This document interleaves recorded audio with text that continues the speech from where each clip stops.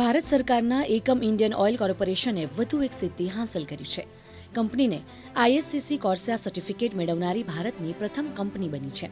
આ certificate sustainable aviation fuel એટલે કે એક ખાસ પ્રકારના બાયોફ્યુઅલના ઉત્પાદન અને વેચાણ માટેનું પ્રમાણપત્ર છે.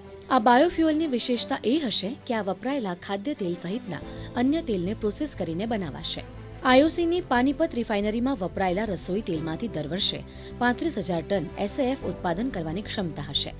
આ ખાદ્ય તેલ મોટી હોટેલ ચેઇન, રેસ્ટોરન્ટ સહિતની અનેક મીઠાઈઓ અને નાસ્તા બનાવતી કંપનીઓમાંથી મેળવવામાં આવશે અને તેને પ્રોસેસ કરીને હવાઈ ઇંધણ તરીકે ઉપયોગમાં લેવાશે.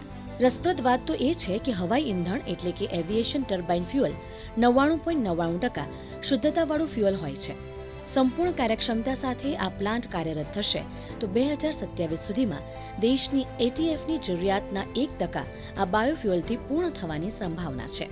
ભારતમાં ઉત્પાદિત થતા આ SAF ફ્યુઅલના પ્રથમ વિદેશી ખરીદારો યુરોપિયન એરલાઇન્સ હોઈ શકે છે.